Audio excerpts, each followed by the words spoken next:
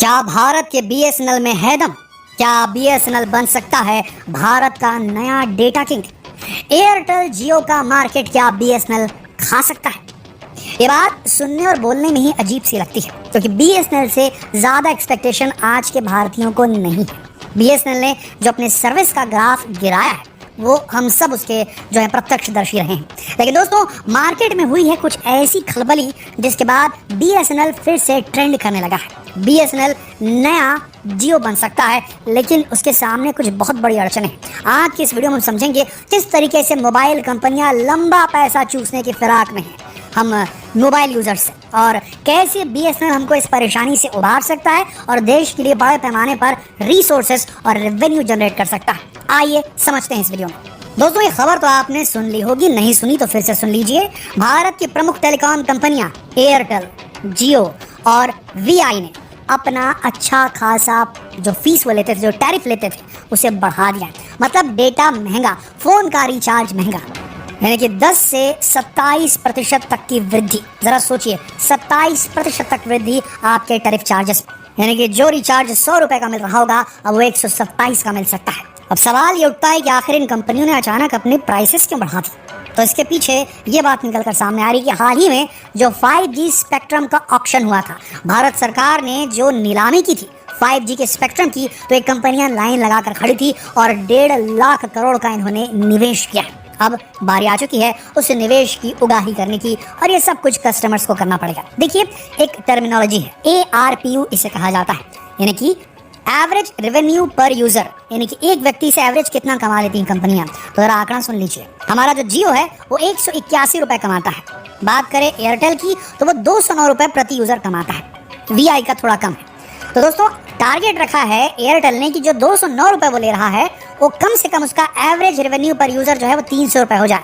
अब बाकी कैलकुलेट कर लीजिए, जियो कितना बढ़ाएगा और वीआई कितना बढ़ा सकता है। अब अपना दिमाग लगा लीजिए। तो अब मार्केट से उगाही शुरू हो चुकी है। कंपनियां अब जो सर्विसेज दे रही हैं उसकी एवज में पैसा लेना बड़े पैमाने पर शुरू करने वाली है। वहीं देखा जाए तो जो यूजर इस्तेमाल करते हैं उनका बेस बड़ा नहीं हो रहा है, लेकिन नए मोबाइल यूजर निकलकर कम मात्रा में आ रहे हैं। जैसे आज से 10 साल पहले होता था, उससे स्पीड अब कम हो गई है। ऑलमोस्ट सभी के पास मोबाइल पहुंच चुका है, सभी के पास ना कहें तो ज़्यादातर लोगों के पास पहुंच चुका है। तो यूजर बेस नया नहीं बन रहा है, और उन्हें ऐसा करने की जरूरत इसलिए पड़ रही है क्योंकि अगर वो पैसा नहीं लेंगे तो वो अपने एक्सपीरियंस, यूजर एक्सपीरियंस को एनहांस नहीं कर पाएंगे। नया इंफ्रास्ट्रक्चर इनको डालना पड़ेगा। 5G इंफ्रास्ट्रक्चर डालने के लिए 5G हर जगह पहुंचाना होगा, इसमें पैसा लगेगा, लागत लगेगी। तो पैसा निकालने के लिए यूजर से पैसा लिया जा रहा है। और ये जो हाइक हुई है प्राइसेस, बढ़ी है प्राइसेस, इसने मोबाइल यूज को काफी महंगा बना दिया आम आदमी के लिए, और इसीलिए बीएसएनएल फिर से चर्चा में आ गया। क्योंकि सभी कंपनियों ने अपने टैरिफ हाई करने की बात तो कह दी, लेकिन बीएसएनएल जहां का तहां ही नजर आ रहा है। अगर वो वृद्धि करेगा भी तो उतना नहीं करेगा। तो इस हिसाब से देखा जाए तो बीएसएनएल इस वक्त सबसे सस्ता डेटा प्लान, सबसे सस्ता टेलीफोन प्लान दे रहा है। दिक्कत यह है कि बीएसएनएल की 4G भी अच्छी तरीके से रोल आउट नहीं कर पाया है। यानी कि भारत के कई ऐसे शहर हैं, कस्बे हैं, गांव हैं जहां तक 4G नहीं पहुंचता। लेकिन एक एडवांटेज बीएसएनएल के पास में है, ये रूरल बैकग्राउंड इसके पास बहुत स्ट्रांग है। जो हमारे देहाती इलाके हैं, ग्रामीण के इलाके हैं, वहां पर बीएसएनएल ही चलता है। वहां पर एयरटेल, जियो नहीं पहुंच पाए अभी तक। तो ऐसी स्थिति में अगर बीएसएनएल सिंसियरली चाहे, सीरियसली चाहे, तो बीएसएनएल इस वक्त सबसे बड़ी टेलीकॉम कंपनी बन सकती है। अगर भारत सरकार चाहे तो, अगर भारत सरकार सही तरीके से इसमें रिफॉर्म लाए, अगर क्रांतिकारी बदलाव लाए जाए बीएसएनएल के अंदर, तो बीएसएनएल तुरंत अंबानी को, भारतीय एयरटेल वालों को, सबको हरा सकता है। दिक्कत यह है कि क्या बीएसएनएल को रिवाइव करने की कोशिश की भी जाएगी, और डूबा भी तो क्यों डूबा बीएसएनएल? आइए समझते हैं। दोस्तों, बीएसएनएल सबसे पहली शुरू होने वाली टेलीकम्युनिकेशन एजेंसी इसमें से है भारत के अंदर बड़े पैमाने पर। सन 2000 में लॉन्च हुआ था 1 अक्टूबर को, और तब से लेकर के सन 2009 तक के बीएसएनएल का बूम था। सन 2009 में नई नई कंपनियां आनी शुरू हुई, उन्होंने बेहतर कस्टमर सर्विस देनी शुरू की। कस्टमर्स के फ़ोन अगर कुछ प्रॉब्लम आ जाए तो जल्दी उठाया करती थी प्राइवेट कंपनियां, जल्दी इंस्टॉलेशन करवाती थी, रिपेयर का काम आता तो भी ठीक करती थी, और सारा कुछ एकदम जल्दी करके देती थी। तो इसीलिए पॉपुलर होने लगी सारी प्राइवेट कंपनीज। इनकी स्पीड अच्छी थी, कॉल ड्रॉप कम होते थे, और जब इंटरनेट बूम आने लगा भारत के अंदर 2009 के बाद, तब उसके बाद में ये सारी कंपनियों ने अपनी स्पीड बढ़ा दी, जबकि बीएसएनएल अपनी स्पीड नहीं बढ़ा पाया था। वीडियो उसमें बफर होते ही रहते थे, गोल गोल चक्कर घूमते ही रहता था, वीडियो आगे नहीं बढ़ता था। और अभी भी कई जगह ऐसा सिचुएशन है जहाँ बीएसएनएल की स्पीड बेहद स्लो है, जबकि इंडिया में 5G तक रोल आउट हो चुका है। टेक्नोलॉजी का ये लैग पुअर कस्टमर सर्विसेज यानी कि कंज्यूमर जो सर्विसेज दी जाती थी उसमें खराबी और 4G को पूरी जगह अप्लाई ना कर पाना, ये सारी चीज़ें बताता है कि क्यों BSNL से लोग जो हैं छोड़ करके जा रहे हैं। हर साल मिलियंस एंड मिलियंस जो मोबाइल यूज़र हैं वो BSNL से शिफ्ट होकर के एयरटेल, जियो या VI में जा रहे हैं। और ख़ासकर जो गांव से शहरों की तरफ आते हैं वो अपना नंबर पोर्ट कराना ज़्यादा बेहतर समझते हैं। गाँव में देखा जाए तो BSNL की बहुत ज़्यादा अच्छी अप्रोच है, रीच है, स्पीड उतनी नहीं आती, लेकिन वहाँ BSNL ही काम करता है ऐसे कई इलाके। अब BSNL ने प्लान किया है कि सन 2024 तक सभी तक वो 4G स्पीड पहुंचा देगा और 2025 तक वो 5G पहुंचाने की कोशिश करेगा।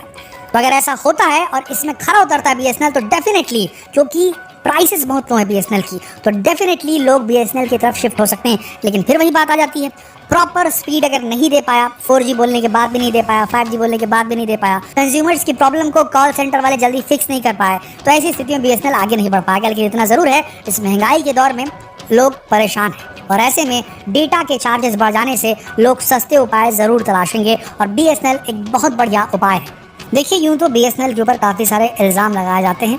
ये बताया जाता है कि जिस तरीके से BSNL को हैंडल किया गया, अगर इसे सही तरीके से हैंडल किया गया होता तो आज ये प्रीमियर कंपनी होती, टेलीकम्युनिकेशन कंपनी होती भारत की। लेकिन भारत सरकार ने इसे हैंडल करने में शायद उतनी स्ट्रिंजेंट एक्टिविटी नहीं दिखाई।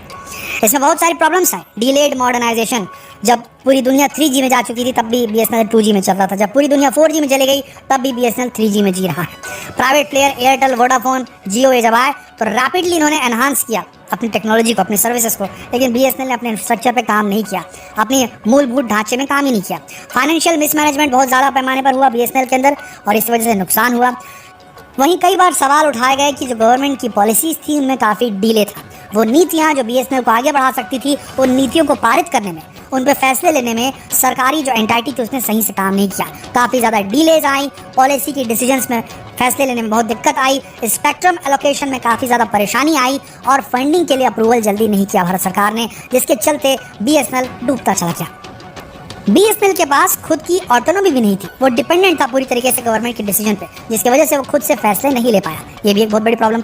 ऑपरेशनल इनसफिशिएंसीज थी, हाई एम्प्लॉय कॉस्ट, जो लोग BSNL में काम करते थे, सरकारी नौकरी पर थे, अच्छी खासी सैलरी उनको मिलती थी, लेकिन वो कितना काम कर रहे थे इसके ऊपर में कोई वो नहीं था। जबकि एयरटेल, जियो, VI ये सारी जो कंपनीज थी, इन्होंने प्राइवेट एम्प्लॉयज़ रखे, कम सैलरी रखी और वो क्या काम कर रहे हैं इसके ऊपर भी काफ़ी ज़्यादा स्ट्रिंजेंट एक्शन लिया।